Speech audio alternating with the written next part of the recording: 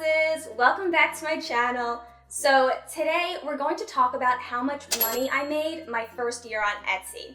And the reason that we're going to talk about this today is because I know a lot of you are either thinking about starting your Etsy shop or you just started your Etsy shop and you're concerned about the Etsy fees and how much profit you're actually going to make after taxes and after your material costs.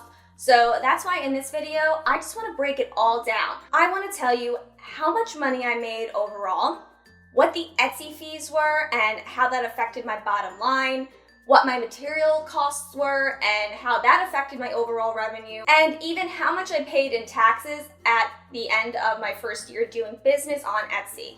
So if you're interested in hearing all about my first year and my experience on Etsy, then give this video a thumbs up and don't forget to subscribe to my channel. So without further ado, let's jump into how much I actually made on Etsy year one. Okay, so first, this is just a reminder that it is up to us as sellers to make sure that our profit margins are healthy. So I'm gonna link below the article from Etsy that talks about how to price your handmade goods, but just to be transparent with you guys, I spent a lot more money on Etsy my first year because I knew that I couldn't keep using the materials I was using when this was just a hobby for me. Because if I was to order the glassware that I was currently using just for fun, then there's no way that my profit margins would have been healthy. So just know that when you start your business and you start selling on Etsy, you will need to source materials and test out samples and make sure that not only the materials are high quality, but it also makes sense for your profit margins to buy those materials in bulk. So just keep that in mind that your first year of Etsy, you might spend a little bit more money because you have to test out and source your materials. And the same thing goes with testing out your packaging and shipping materials. So before we buy anything in bulk, make sure you test out that your packaging materials are actually secure or they actually fit your product. So just know that there is a little extra cost and a little extra work to start up your business, but then after that, smooth sailing.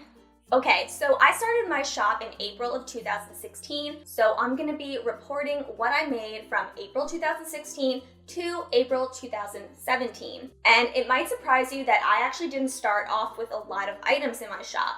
I think I started off with about 5, and I was getting sales, I think, within a week or 2. Now, the reason I'm telling you this is because I don't want you to be discouraged to start your shop even though you don't have like 20 plus items to list on there.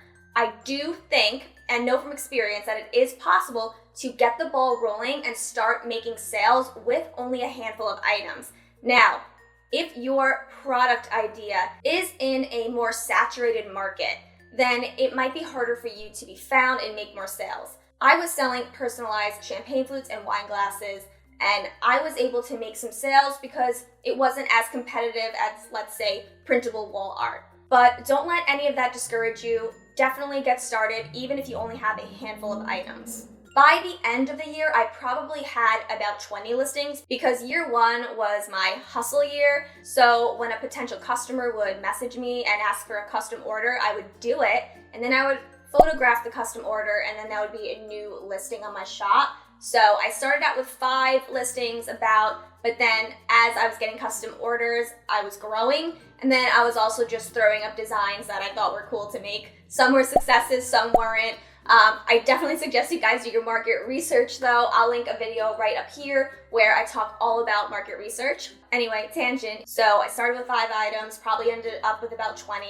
Now let's just get into the numbers. How much did I make my first full month on Etsy?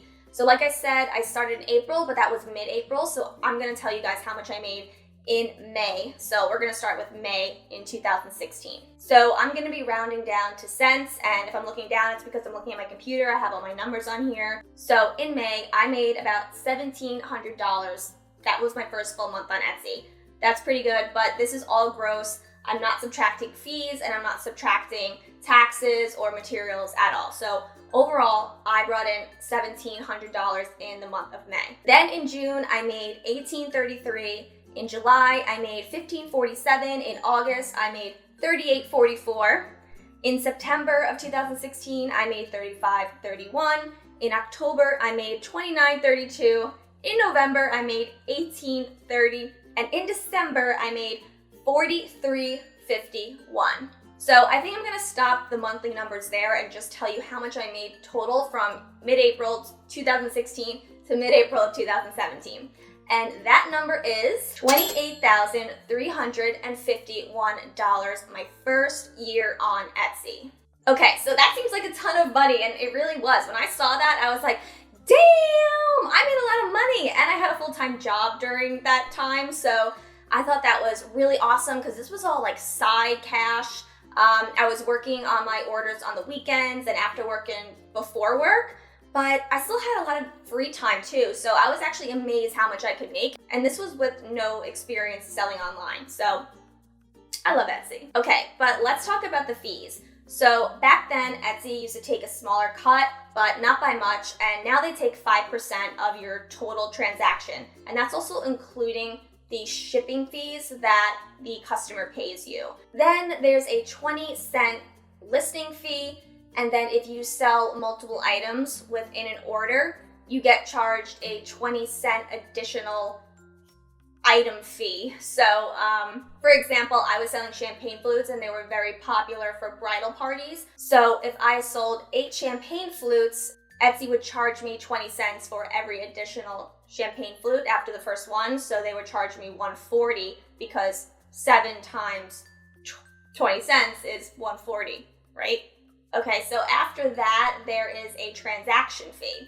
And the transaction fee is basically a percentage that the credit card company or PayPal takes, and that is 3%. Okay, so after I added up all these fees, so the Etsy fees, the transaction fees, the listing fees, and the shipping fees, the total was $3,679. So if you subtract that from the total amount that I made in my first year, it ends up being $24,672.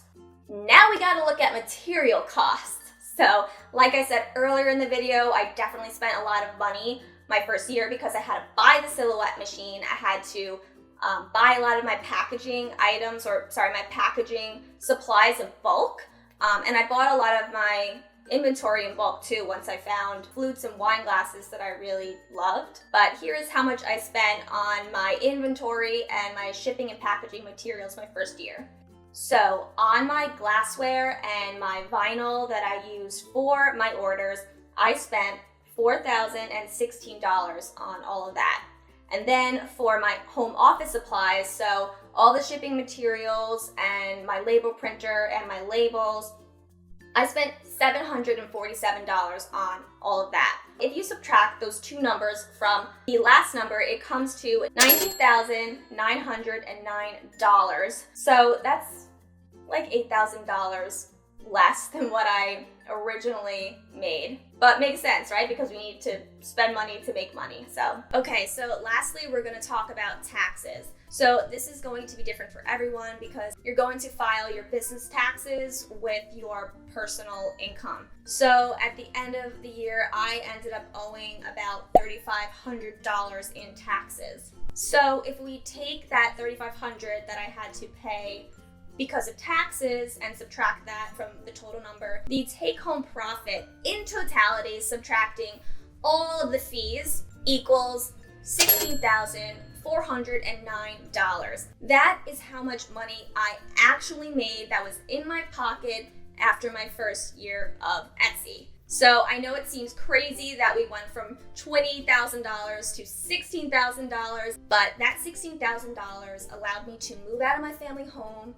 I paid off one of my student loans, and I made some investments for my future. Also, I took some of that money and put it back into my business by buying courses and by hiring mentors. And now that's allowing me to learn more about marketing, more about business, and I'm going to be able to scale my business. So to me, Etsy was so worth it my first year.